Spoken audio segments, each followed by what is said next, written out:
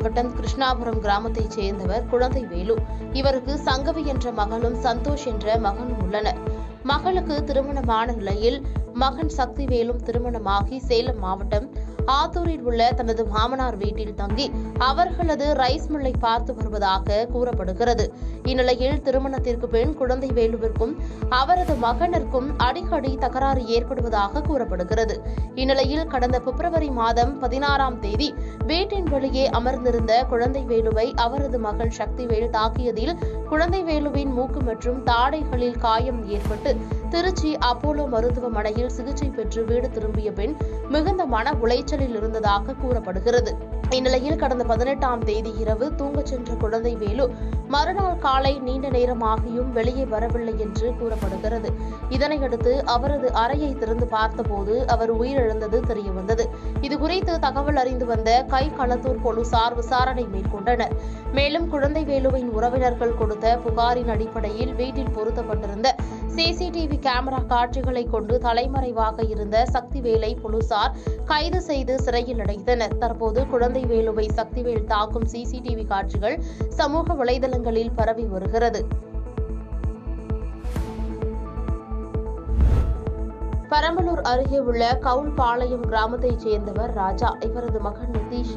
இந்நிலையில் ராஜா பெரம்பலூருக்கு வேலைக்கு சென்ற நிலையில் அவரது மகன் நிதிஷ் மற்றும் நண்பன் கோகுல் ஆகிய 2 சிறுவர்களும் உறவினர் ஒருவரது இருசக்கர வாகனத்தில் ராஜாவிற்கு மதிய உணவு கொடுத்துவிட்டு மீண்டும் கவுல்பாளையம் சென்றுள்ளனர். அப்போது திருச்சி சென்னை தேசிய நெடுஞ்சாலையை கடக்க முற்பட்ட போது அடையாளம் தெரியாத வாகனம் மோதியதில் சிறுவர்கள் இருவரும் சம்பவ இடத்திலேயே உயிரிழந்துள்ளனர்.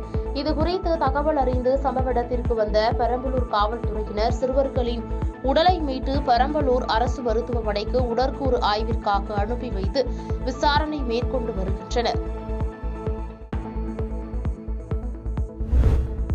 தூத்துக்குடி மாவட்டம் கோயில்பட்டி அருகே உள்ள கடலையூரைச் சேர்ந்தவர் காளிமுத்து மனைவி செண்பகவள்ளி. இவர் கடந்த 11 மாதங்களுக்கு முன்பு கோயில்பட்டி காமராஜ் சிலை எதிரே இயங்கி வரும் இசாப் ஸ்மால் பைனான்ஸ் பேங்கில் குழுக்கடனாக 40,000 ரூபாய் பெற்றுள்ளார். இந்நிலையில் 10 மாதத்திற்கான பணத்தை கட்டியவர் கடந்த மாதம் கடன் கட்டாததால் வங்கி ஊழியர்கள் இருவர் அவரது வீட்டிற்கு சென்று கடனை கட்டச் சொல்லி கட்டாயப்படுத்தியுள்ளனர். அப்போது வரும் ஞாயிற்றுக்கிழமையன்று கடனை அடைத்து விடுவதாக செண்பகவள்ளி கூறியும் வங்கி ஊழியர்கள் செண்பகவள்ளியை தகாத வார்த்தைகளால் திட்டி கடனை அடைக்க கட்டாயப்படுத்தியுள்ளனர். இதில் மனமுடைந்த செண்பகவள்ளி அரளி விதையை சாப்பிட்டு தற்கொலைக்கும் நின்றுள்ளார். இதை அறிந்த வங்கி ஊழியர்கள் ஈவ இரக்கமின்றி நடந்து கொண்டுள்ளனர். இதனை பார்த்த அப்பகுதி மக்கள் ஊழியர்களை திட்டி அனுப்பிவிட்டு செண்பகவள்ளிக்கு முதலுதவி செய்து கோவில்பட்டி அரசு தலைமை மருத்துவமனைக்கு அனுப்பி வைத்தனர். இதுகுறித்து நாலாட்டின் புது காவல் நிலைய போலீசார் வழக்கு பதிவு செய்து விசாரணை மேற்கொண்டு வருகின்றனர். தேனி மாவட்டம் காவல் நிலைய எல்லைக்குட்பட்ட பகுதியைச் சேர்ந்தவர் அஜித் என்பவர் அதே பகுதியைச் சேர்ந்த 15 வயது சிறுமியிடம் ஆசை வார்த்தைகள் கூறி திருமணம் செய்துள்ளார். இதையடுத்து சிறுமியை காணவில்லை என்று சிறுமியின் பெற்றோர் கடந்த 2019ஆம் ஆண்டு தேனி நகர் காவல் நிலையத்தில் கொடுத்த புகாரின் அடிப்படையில் காவல்துறையினர் சிறுமியை தேடிய பொழுது திருமணம் முடிந்தது தெரியவந்தது. இதனைத் தொடர்ந்து சிறுமியை மீட்ட காவல்துறையினர் அஜித் மீது வழக்கு பதிவு செய்தனர். இந்த வழக்கு விசாரணையானது தேனி மாவட்ட ஒருங்கிணைந்த நீதிமன்றத்தில் உள்ள போக்சோ சிறப்பு நீதிமன்றத்தில் நடைபெற்று வந்தது. இந்நிலையில் அஜித்துக்கு 10 ஆண்டுகள் சிறை தண்டனை விதித்தும் 10,000 ரூபாய் அபராதமும் மற்றும் அதனை கட்ட தவறினால் மேலும் ஓராண்டு கடுங்காவல் சிறை தண்டனை விதித்து போக்சோ சிறப்பு நீதிமன்ற நீதிபதி கணேசன் தீர்ப்பு வழங்கியுள்ளார். இதனைத் தொடர்ந்து குற்றவாளி அஜித்தை காவல்துறையினர் மதுரை மத்திய சிறையில் அடைக்க அழைத்துச் சென்றனர்.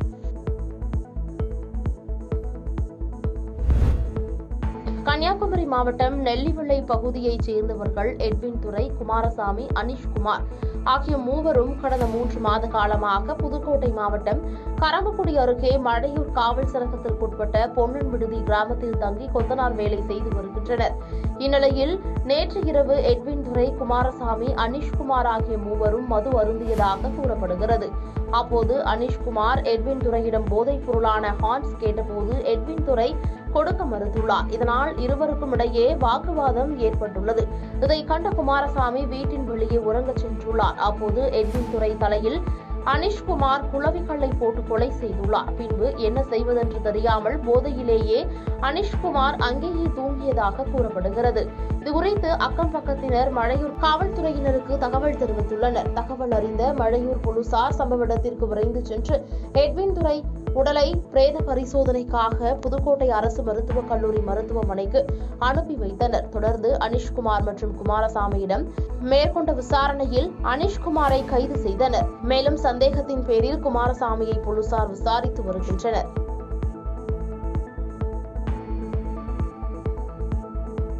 பாதகம் செய்பவரை கண்டால் நாம் பயங்கொள்ளலாகாது பாப்பா.